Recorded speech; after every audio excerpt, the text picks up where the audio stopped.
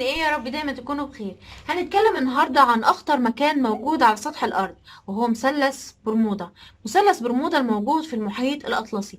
لو عايزين تعرفوا اكتر عن مثلث برمودا جملوا الفيديو للنهايه، ما تنسوش لايك والشير وتشتركوا في القناه لو اول مره تشوفوني. مثلث برمودا اتسمى مثلث برمودا ليه؟ لان هو بيقع ما بين جزر برمودا وفلوريدا في امريكا وبورتريكو. جزر مثلث برمودا هم عباره عن 300 جزيره موجودين حواليه، لكن المسكون منه 20 جزيرة بس، والباقي غير مأهولة تماما بالسكان، فاضية نهائي. مساحة المثلث ده حوالي 1,000,000 كيلو متر مربع.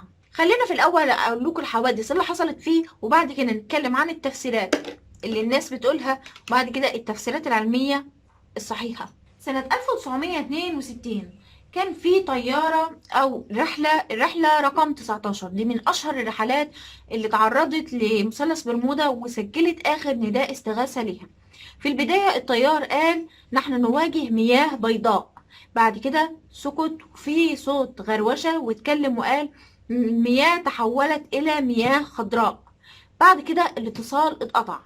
ده غير ان هما كانوا بيقولوا ان البوصلة بتتحرك بشكل غريب وهما مش عارفين هما فين. دي كانت اخر حاجة الطيار قالها. خلينا نرجع بالزمن لورا لسنة 1492 لما كريستوفر كولومبوس قال ان هو واثناء رحلته شاف البوصلة بتتحرك بحاجات غريبة، وبتتجه في اتجاهات غريبة ومش واقفة على حاجة معينة، وان اللاسلكي بدأ يعلق والاشارات مش نافعة يلقط اي حاجة ولا عارف يبعت اي حاجة لحد، وانه شاف كرة من اللهب فوقه في السماء.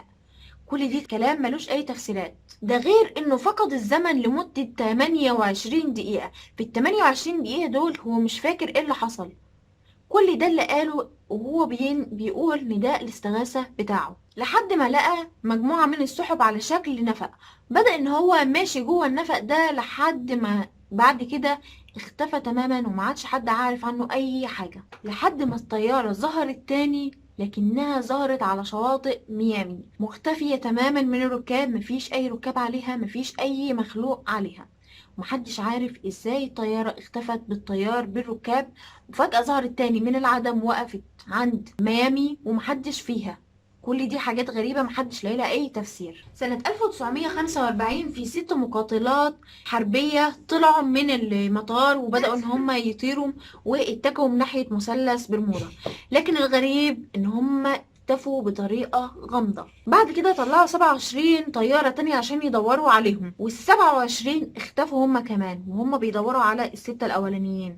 لكن كان في واحد منهم بيتكلم في اللاسلكي وبيقول: احنا دخلنا منطقة غير المنطقة اللي احنا كنا فيها، المحيط شكله متغير، الجو حوالينا متغير، النجدة. ده كل دي اخر حاجة اتقالت، وان البوصلة بتتحرك بشكل عشوائي. ده الكلام اللي اتسجل قبل ما كلهم يختفوا. يوم 20 مارس سنة 1920 كان في سفينة كبيرة محملة بالفحم، وكان المفروض انها توصل الطلبية دي من مكان لمكان تاني. كانت بتتحرك من انجلترا عشان توصل لامريكا الجنوبية، لكن القبطان بتاعها قرر ان هو يقف او يركن زي ما احنا بنقول عند فلوريدا، فدخل من ضمن نطاق مثلث برمودا من غير ما ياخد باله، فبالتالي السفينة اختفت بالركاب ومحدش عارف عنهم حاجة. بس الغريب ان 1921 تحديدا يوم 31 يناير السفينة ظهرت فجأة من العدم، وان السفينة موجود عليها الحمولة بتاعتها اللي هي الفحم،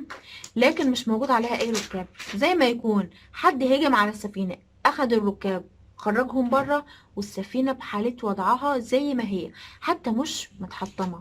لكن أشهر حاجة اتعرف بيها مثلث برمودا وهي الرحلة رقم 19 اللي أبحرت يوم 5 ديسمبر سنة 1945، وهي كانت عبارة عن سرب مكون من مجموعة من الطائرات حلقهم في الجو، وكان المفروض إن هم يوصلوا لجزر البهاما، وكانت كل حاجة تمام. أقلعوا الساعة 2:05 ظهرا، وكانت كل حاجة لحد دلوقتي تمام، لكنهم فجأة لاحظوا ان الاشارات بتاعة اللاسلكي بيجيلهم اشارات نجدة وهم مش عارفين مصدرها، والبوصلة بدأت تتحرك بشكل عشوائي بشكل غريب محدش عارف ليه، غير ان الاحداثيات كلها اختفت من قدامهم.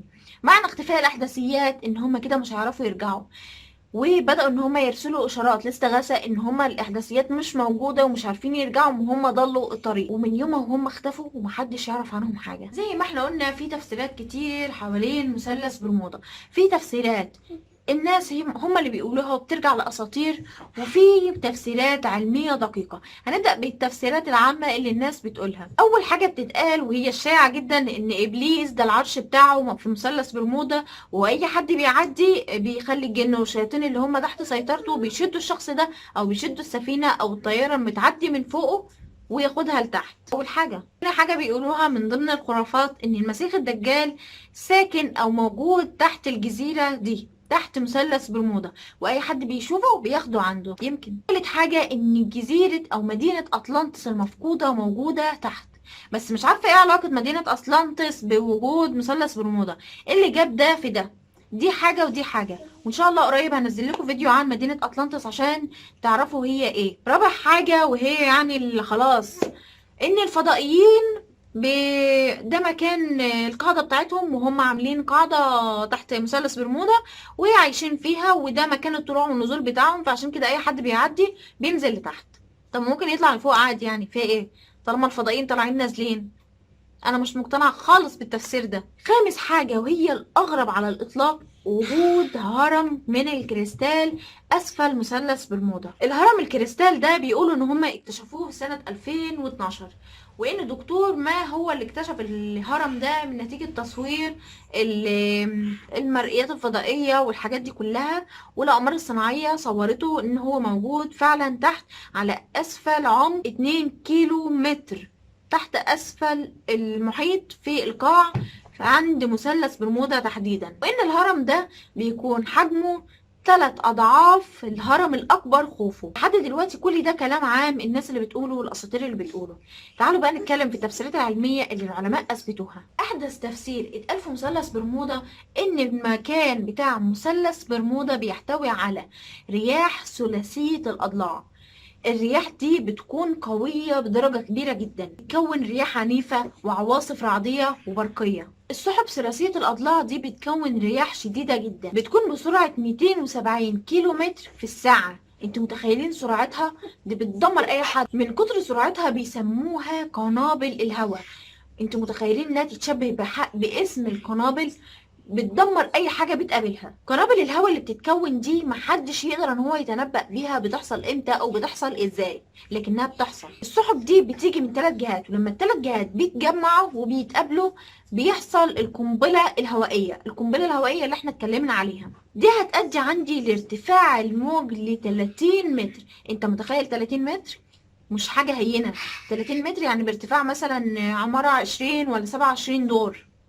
انت متخيل كم الارتفاع؟ فطبعا لما الموج هيرتفع كل الارتفاع ده هياخد اجدعها سفينه، مش بس يعني سفينه كبيره، لا يعني شوفوا بقى حتى لو تايتانيك.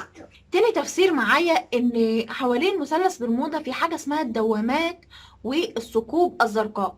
كتير من البحارة عارف الموضوع ده، بتكون عبارة عن دوامات قوية جدا بتشد ليها اي حاجة بتكون موجودة. تفسير من التفسيرات العلمية ان الاقمار الصناعية مصورة في المنطقة دي تحديدا كمية شعب مرجانية كبيرة جدا، فبالتالي ممكن اي سفينة تكون معدية ومش عارفة ان في شعب في المنطقة دي، طبيعي انها هتغرق او هتخبط وتنزل لتحت، ده الطبيعي. رابع تفسير معايا وهي ان المنطقة دي بيكون فيها غاز الميثان بدرجة كبيرة.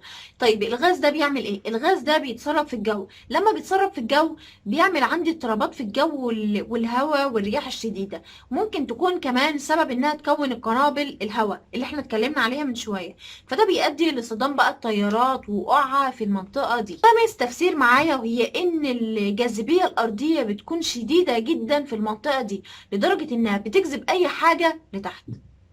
انا كواحدة جغرافية مقتنعة جدا بالتفسيرات العلمية دي، لكن مش مقتنعة بالاساطير وان ده عرش الشيطان والكلام ده كله.